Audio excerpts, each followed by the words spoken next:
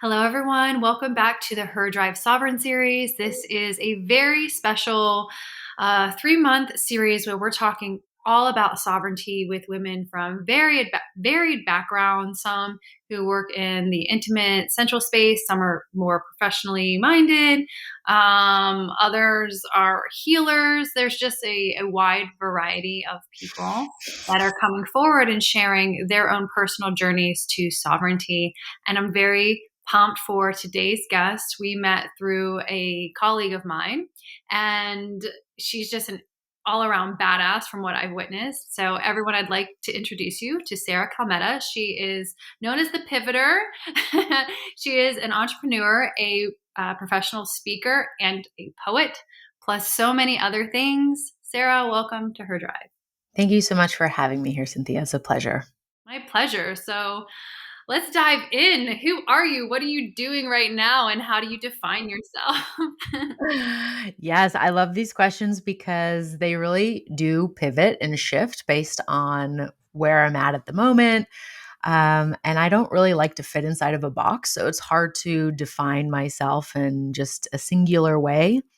And I believe that, everyone is that way. We're multifaceted beings. We have many interests, and we should not over identify with the things we do, no matter whether that's for fun or for work or anything in between.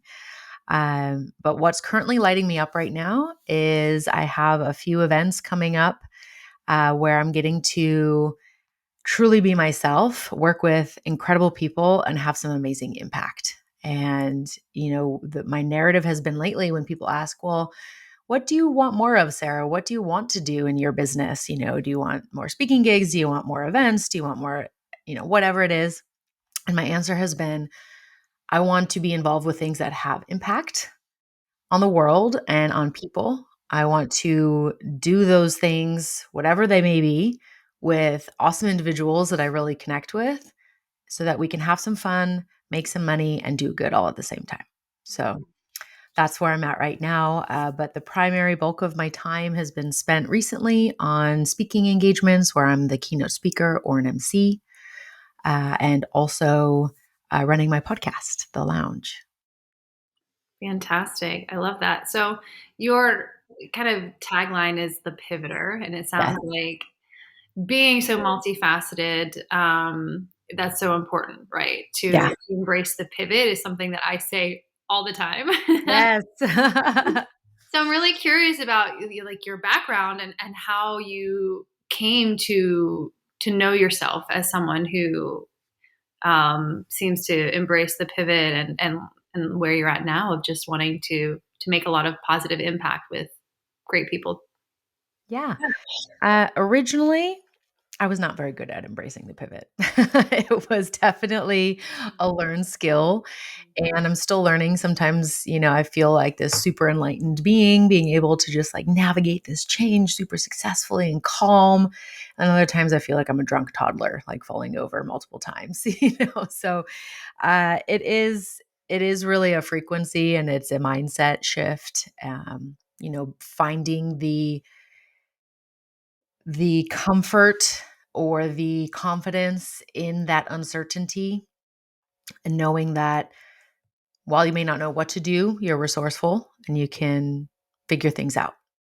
And so one of the things I always like to say is the pivot is your superpower, because very often the things that we go through forge us into something new, right? And we all of a sudden realize we have this strength we didn't know we had, or it helps us to shift into a new way of being that we previously didn't have access to. Um, I started my career in aviation, business aviation. Originally, though, I thought I'd be a figure skating coach. I was a figure skater for 11 years competitively. It was my whole life. I was always on the ice, and anything I did off the ice was to serve being on the ice. So, weight training, ballet, all of these things. I didn't really do anything outside of that in school. And it was awesome. I did have some injuries, though, that meant I had to choose a different direction, and I could no longer go down that path of, realizing an Olympic dream or becoming, I mean, I could have still become a skating coach, but it just wasn't my, my interest any longer. And it took me a long time to rehabilitate the injuries that I had. So I pivoted my interests and passion and attention into aviation. I did Civil Air Patrol in high school. Sarah the Pivoter is actually from Rosie the Riveter. That's what Oh, inspired me. Yeah.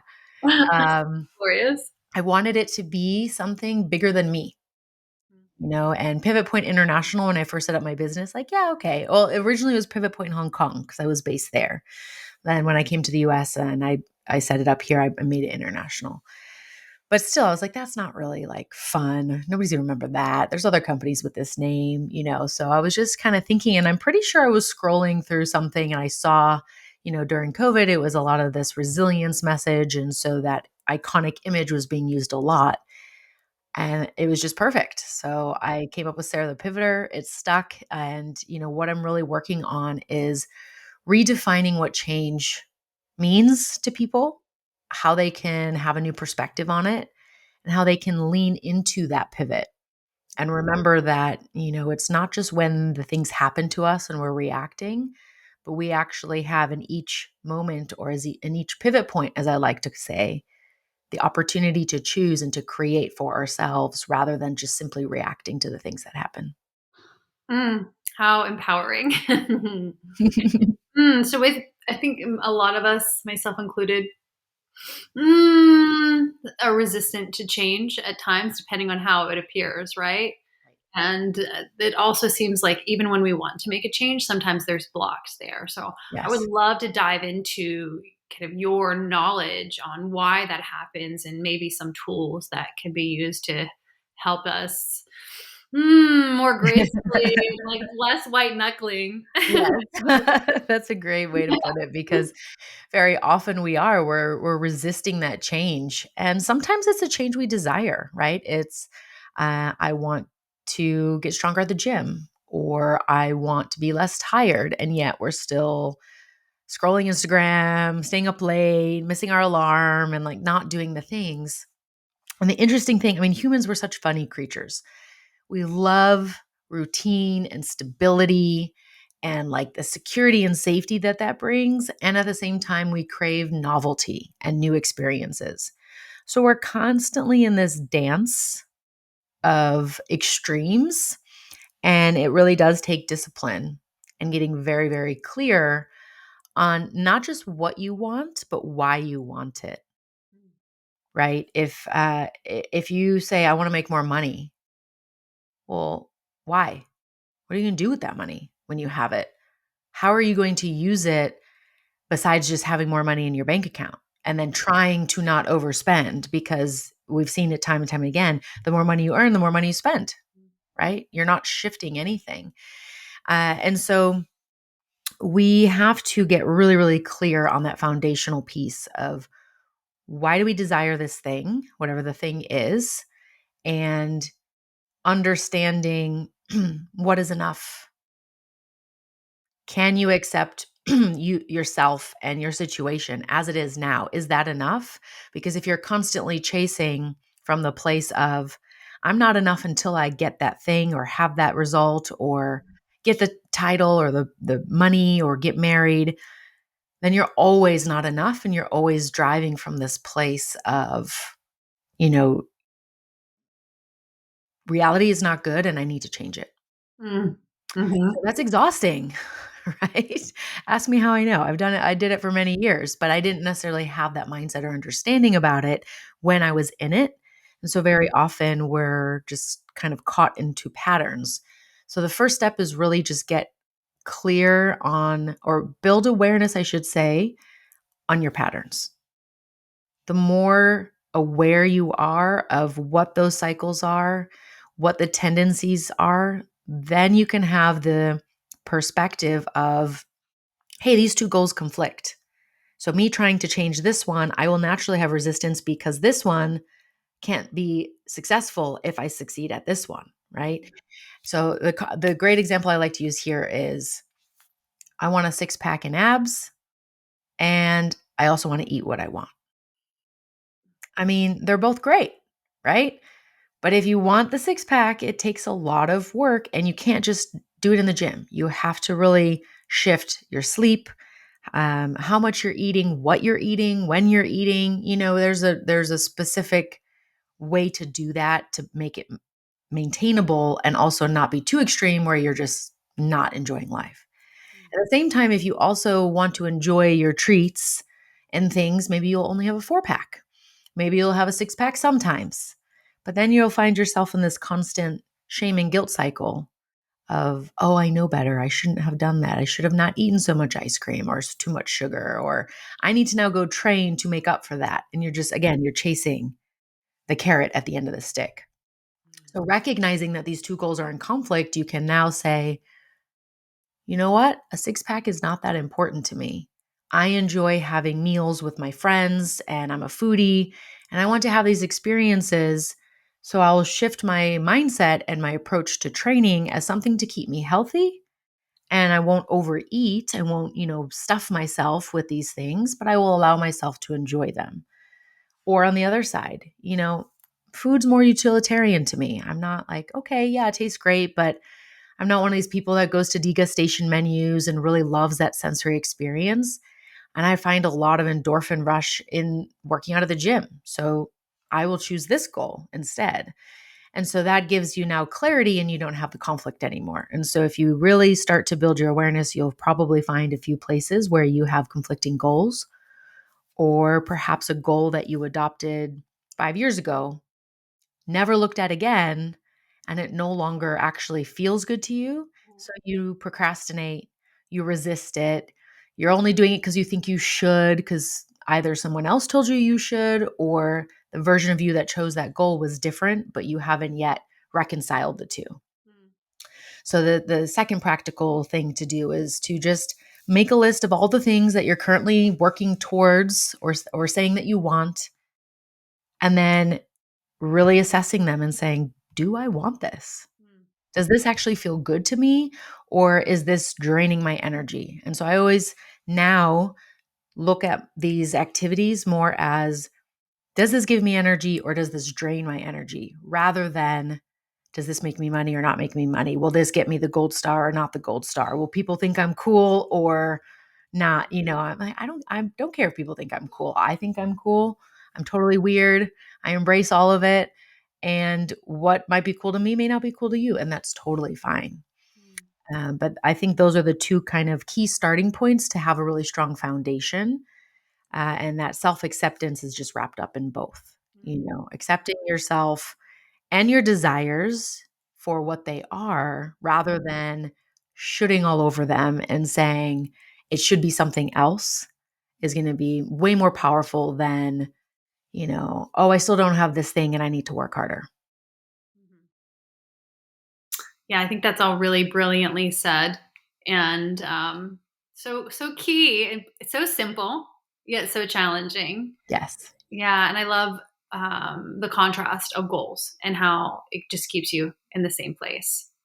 Mm. So, how did you get to be so wise? Well, I'm certainly wiser than my older self, but there is much more Yeah. work or awareness to be had for sure. Mhm. It really was intention. The big pivots that happened for me that led me down the path of wanting to know more about myself, and not just in a way for professional development, but really truly look at my blind spots, look at my shadow side, look at the maybe things I would not want to present to other people side, right? Ah!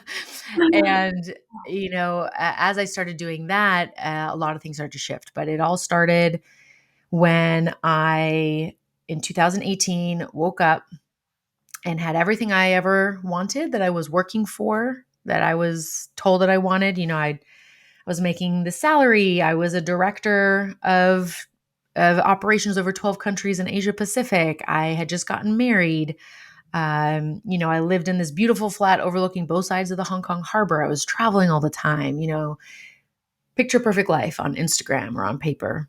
And yet I felt so alone and so miserable. Mm. because none of it was satisfying, none of it was fulfilling. And I realized that, I would work so hard for these accolades, these achievements. But when I got them, it was like, yeah, of course, you expected that.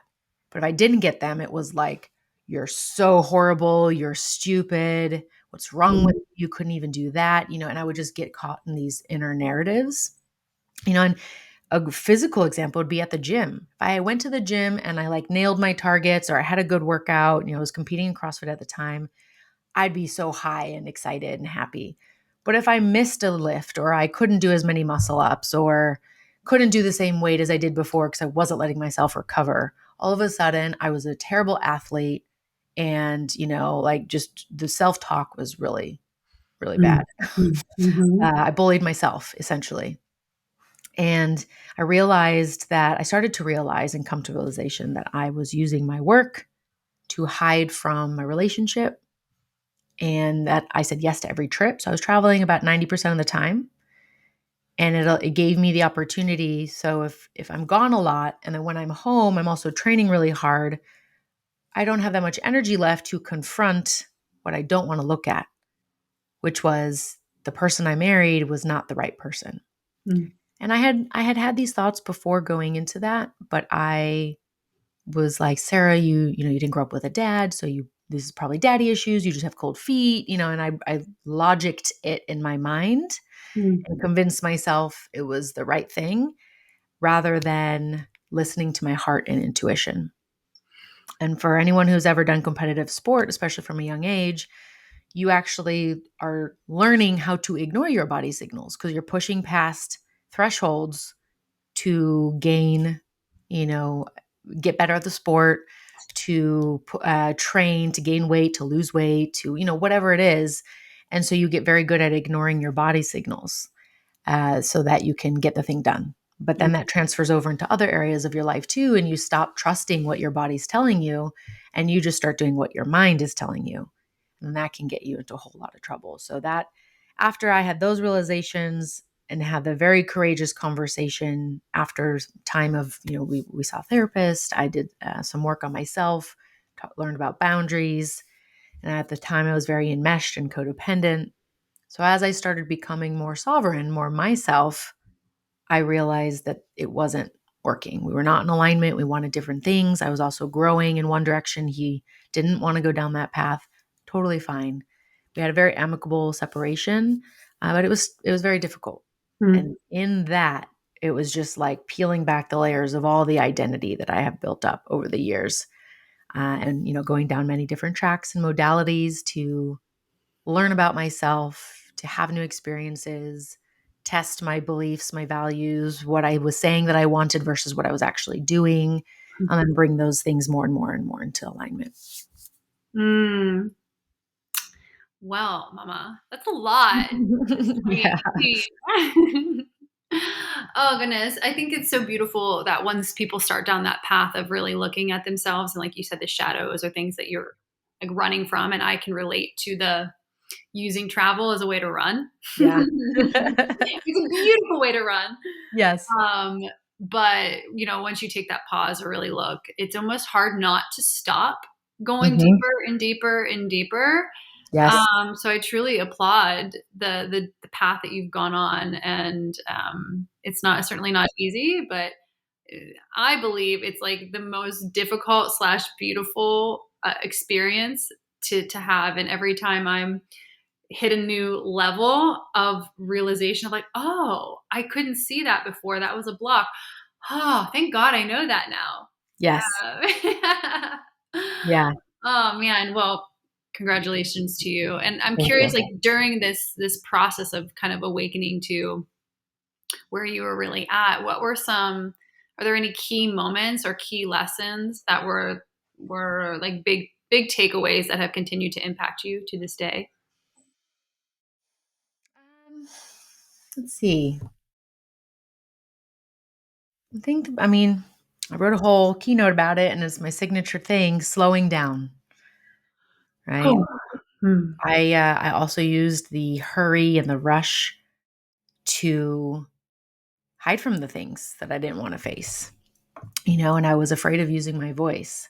So slowing down allows me to really get back more into my body and like pay attention to the sensations. So I'm just getting really curious about what my physical experience is and allowing it to be what it is rather than trying to constantly change it. I mean, in America too, we're so good at, oh, you have a little ache, go take some Tylenol or Advil. Oh, your stomach hurts, go eat this Tums. Oh, you're lactose intolerant. That's okay. You can have this lactase enzyme, right? Like just all of these things to escape from what we are or what we actually are experiencing. So that's numbing out. If you can't survive your evenings after work without having a glass or two of wine, that's a problem. You can convince yourself all you want that you love wine, but if you're like constantly going to that as your stress relief, that means you don't have healthy coping mechanisms, right? You are just trying to mask the feeling rather than processing it, rather than like being with what is.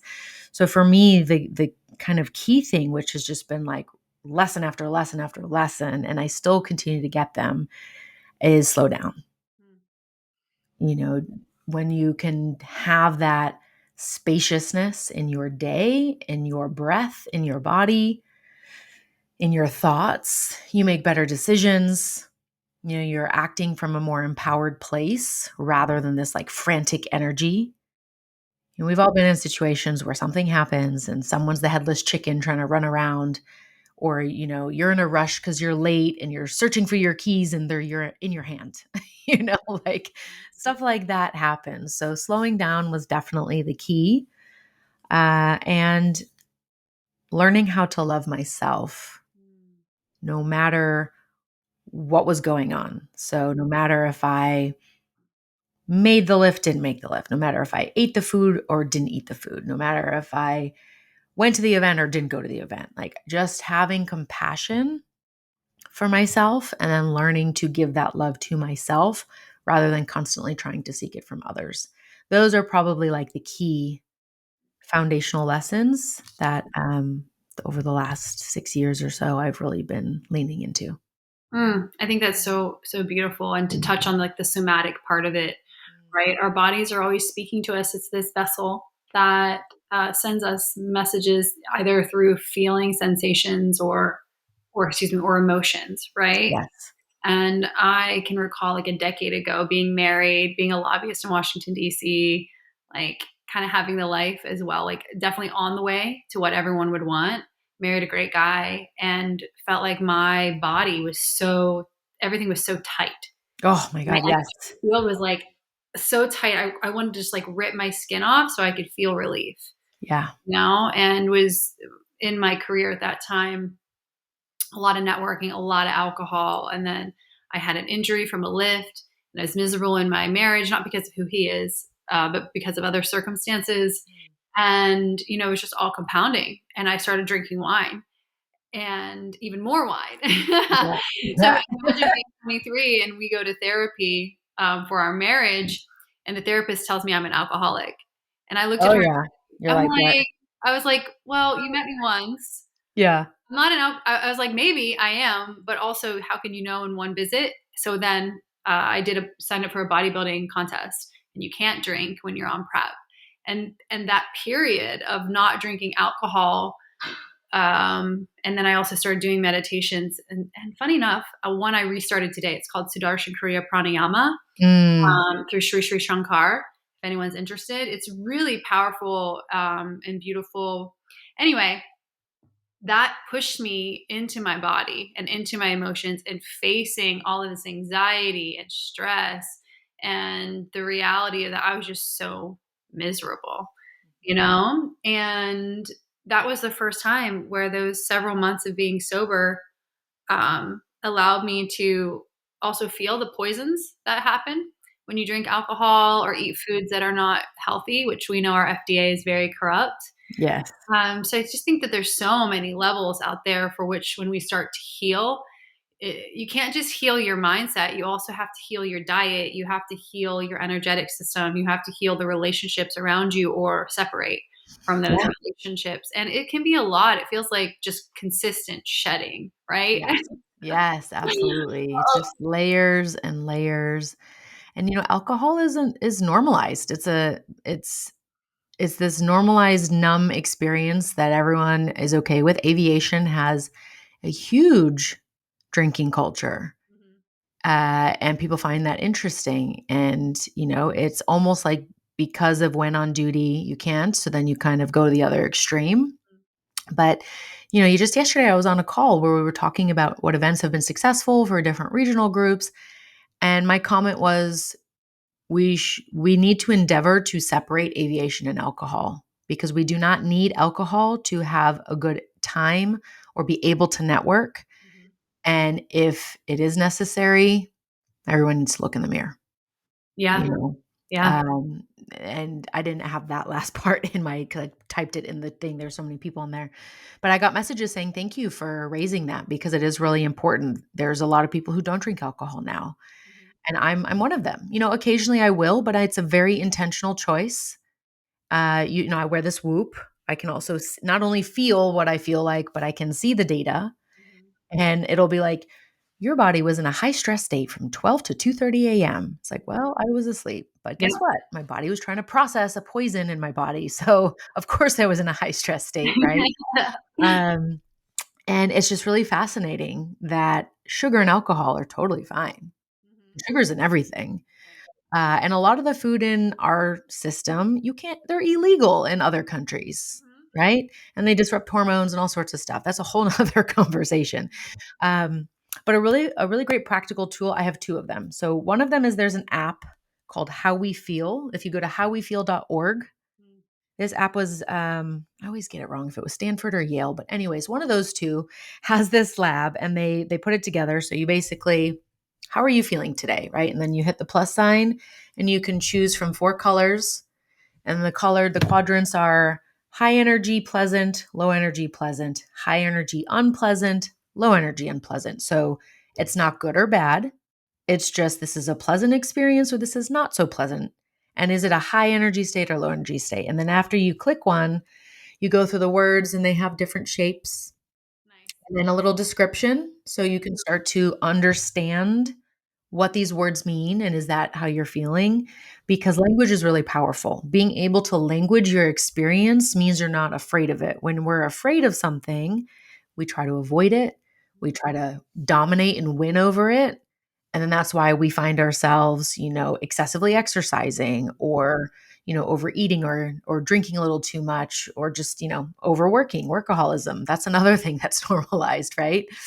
Or like, I work better under pressure. I used to say that all the time. But you're just basically addicted to the stress cycle and the endorphin and adrenaline rush. That's all that's happening. It's all a chemical thing. Mhm, The second tool is so that's powerful because one is on your phone, you can get alerts. You can actually have friends on there. And so, like, if I see a friend's had an intense emotion, I can message them and be like, hey, everything good? And you can also um, see patterns. So for me, after now 8 months of doing this work with the app, I can see that the majority of my experience is pleasant. I have anywhere between a 12 to 16% unpleasant experience in aggregate. mhm, And most of that is the emotion tired rather than like something super intense or awful to deal with. mhm, And is usually, surprise, surprise, at the end of the day or at the end of the week. mhm, And it's like when I can objectively look at it that way and see this data, mhm. for me, I still like I can get super woo. I love to be in the forest and hug trees. I just saw a meme that was like, Lady Boss is dead. Lady Moss instead. I've And seen it this. was like the chihuahua like covering itself, laying into the moss, like into the forest. And I Yeah, was just like, like being enveloped and sucked in. Yeah. yes. And Yeah. just like being part of the forest. I was like, that's totally me. But at the same time, my intellectual mind loves to take over. And so I do need the data. And so when I look at it, I'm like, yeah, okay, it felt like I had a terrible week last week. But actually, not really. I had like two experiences, right? So it helps you to kind of get out of your story Yeah. and you become an emotion scientist. That's actually what they say on the website and on the app. The other tool, when I was like really beginning this work before the app, I had the emotions wheel, which is like there's 6 core emotions in the middle and then a second tier and a third tier. Most often people can only language the 6 like core emotions, like I feel bad, I'm mad, I'm sad, I'm happy, those kind of things. Or you can say I'm exhilarated, but you don't understand which of the 6 it falls under. And so apathy, being withdrawn, being numb falls under anger, Mm-hmm. not sadness. And so a lot of people are misinterpreting their own experience. And so learning about that is so powerful. So what I used to do, and actually I've talked about it a couple of times, which is an indicator to me I should probably bring it back. But I would take my watch, I'd set a countdown for 3 minutes, 3 minutes. I'd pull out that emotions wheel and I would just close my eyes and like pick an emotion. And sometimes you land on an emotion that's not super pleasant. Like one time I got boredom. So I sit there and I close my eyes and I put myself into the state of boredom. What does it feel like when I'm bored? Can I then intensify that? Like where is it in my body? How do I feel? What impulses or urges are starting to pop up? What thoughts are coming into my mind? And just sit with it.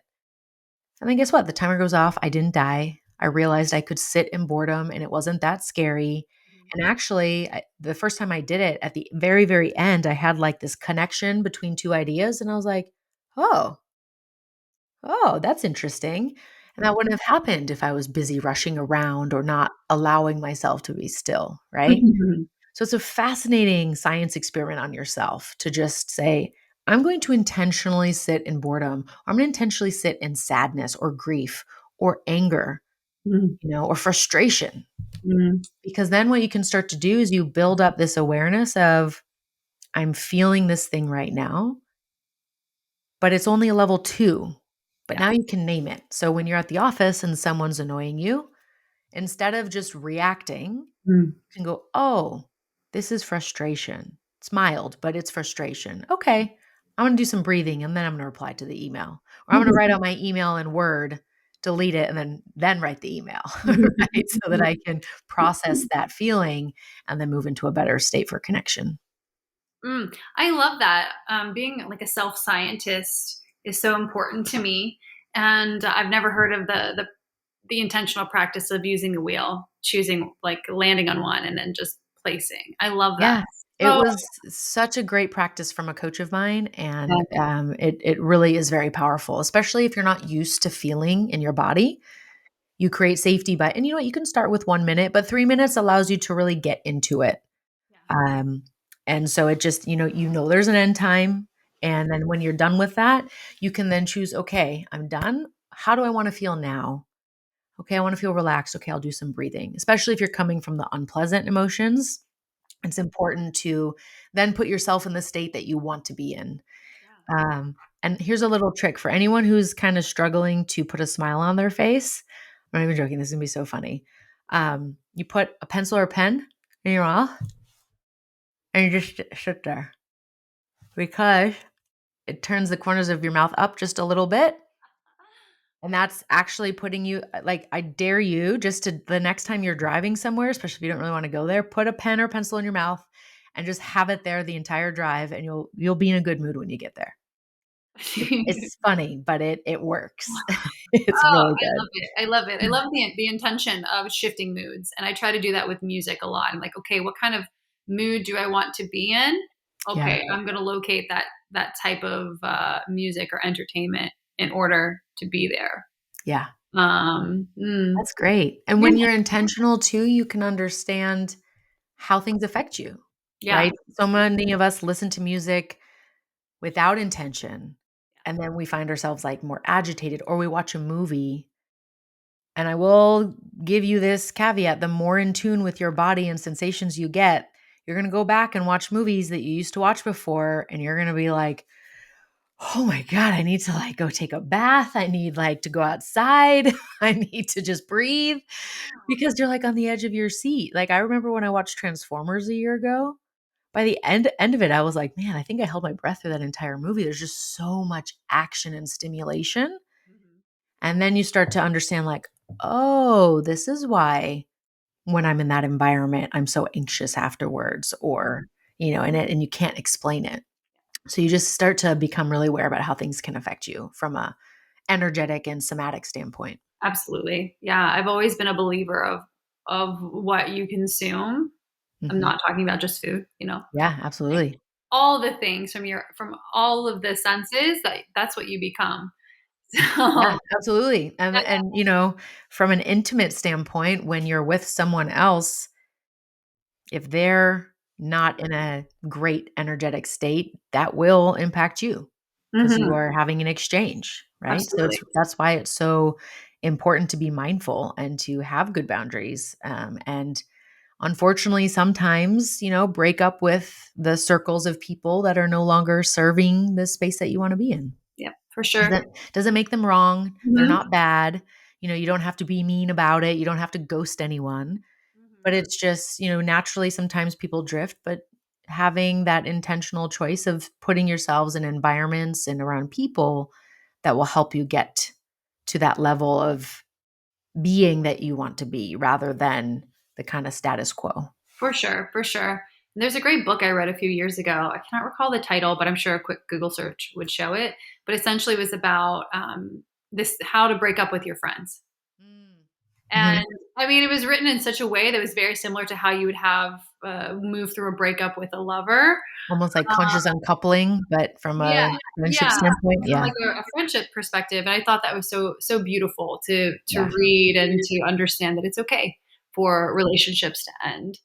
But going back into like the workplace environment, I think in aviation, not where like I frequent, but in from what I've heard and kind of witnessed on the periphery, there can Mhm. be a lot of like unhealthy behaviors, conversations, negative mindsets.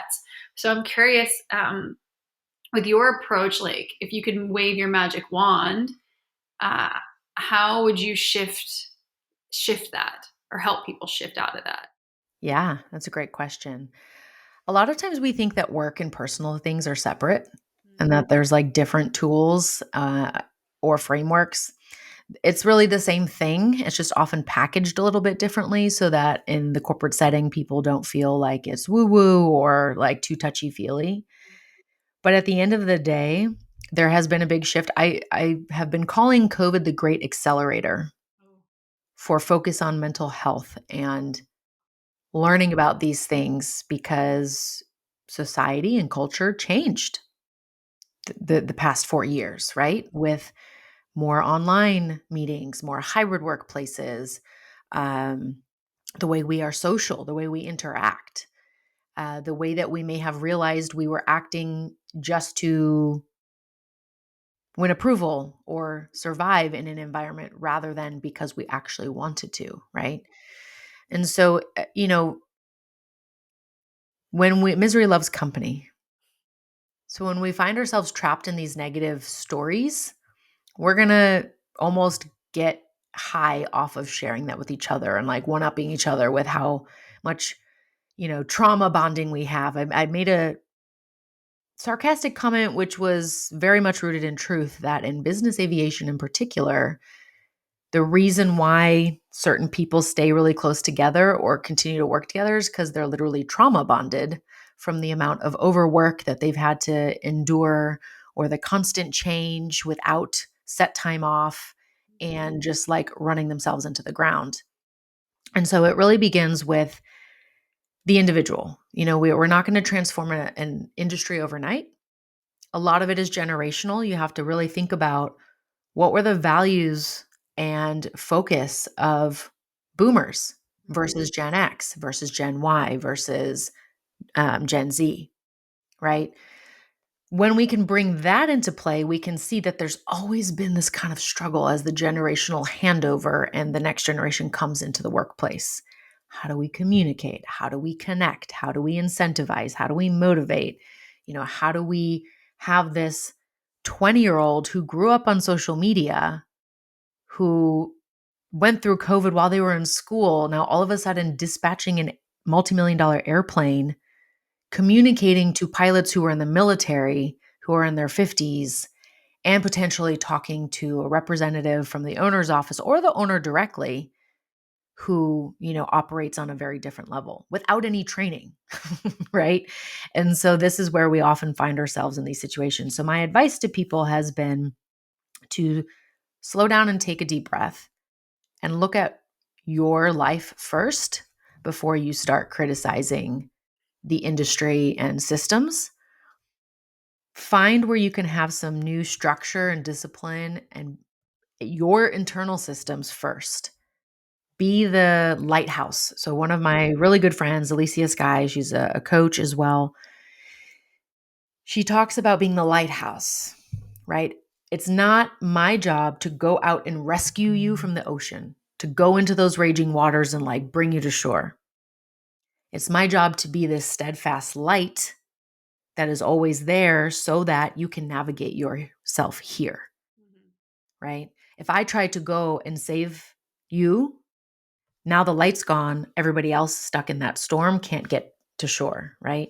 So when we are all embodying the changes and the lifestyles and the ways of being that we desire to see in our industry, that shift just starts to happen because each drop in the ocean becomes a tidal wave.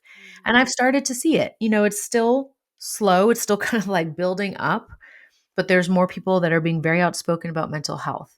There are more people that are talking about wearing a Whoop band or an Aura ring and focusing on sleep, not drinking alcohol, exercising, all of these things. But managing your stress probably trumps all of that because your stress impacts your nervous system, which impacts your sleep. And it's a downward slope from there. I know so many people who exercised regularly, ate really clean, didn't really drink that much alcohol, but they slept terribly and their stress levels, they just like cortisol through the roof. They weren't managing it very well. They're having heart attacks in their 30s, Yep. strokes, Mhm. like 36 years old, dropping dead from a heart attack. That should not be happening, right? Outwardly, they look healthy and we celebrate these activities, but inwardly, they're not actually able to sustain it. The fuse is really, really short. And so it really starts with going within. All so beautifully said. Well, I would love to ask you a few more questions before we wrap up. And the first one's kind of on theme with the show. And I'm curious what your definition of sovereignty is. And yeah, we'll just stick with that. Okay. Yeah. I've been thinking about this question since we set this up. Right. And I saw a really beautiful cartoon this morning, actually, that someone sent me. And it was, "What is freedom?" And it was like different eras of time, different cultures, different people to a robot, and some of those questions were, if I'm not allowed to choose what I want, am I free? Or freedom is intellectual pursuit, freedom is creativity, and just all these different answers. And so, sovereignty to me, it used to be about like I had freedom of choice and I could do what I want kind of answer, right? And now I'm really feeling that this answer is more subtle and nuanced. And sovereignty is more this way of being where I'm at ease and I'm experiencing joy instead of fighting with reality. And so that's how I view being sovereign now. Yeah, that's super beautiful. I love Thank it. you. hmm Well, if you could go back in time and give a younger Sarah some words of advice, what age would you go back to and what would you say to her? Hmm. I would probably go back. Oh, there's like two events. Can I say Ooh, two? Can I yeah. say two events? Never had two before. Okay, so the first one would have been when I was like 5 or 6. And I would have told her that it's okay to be excited. It's okay to have big emotions. And you don't need to temper those or hide those from anybody.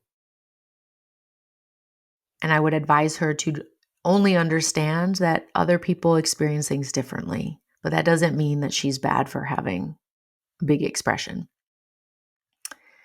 And then the second one would be at age 11, when I went from adolescence into adulthood from the woman's body perspective. And I would say to her that it's okay to grieve who you were before, and you can still do a lot of those activities. This doesn't mean that those have to stop. And it's safe to be in your body, Mm. and you can trust it. And those would be my two things I would share. Wow. Very profound. Absolutely. Mm. Well, Sarah, I've enjoyed talking to you so much. Thank And you. I'd like to just open the floor if there's anything else you would like to share. I would just like to invite everyone who's listening that no matter what you're doing right now, it's enough. And to just take a deep breath and smile to yourself and be proud of who you are and what you've done. Taking those small moments for yourself in the kind of mundane, ordinary time of your day, that's where this work really, really counts. This is not just for when, you're at a retreat or you're in a course or doing the work. It's in the small mundane moments that you have. So I would encourage you to offer that to yourself on a regular basis. And for anyone who wants to connect, you can find me online at Sarah the Pivoter on all the social platforms. Or if you Google that, I'll pop up, and I would love to connect. I'm most active on LinkedIn and Instagram. Magnificent. Well, thank you for all of your wisdom, your personal story, advice for others. And I'm really excited to connect with you in the future. So thanks for being a guest. Yes, thank you for having me, Cynthia. This is amazing, and I look forward to hearing the other episodes in the series as well. Thanks, Sarah. Bye. Thank you for witnessing this episode of Her Drive Sovereign, and I invite you to celebrate with us on summer solstice for a retreat for women by women. To learn more, visit her-drive.com/events, and cheers to sovereignty. Love you, ladies.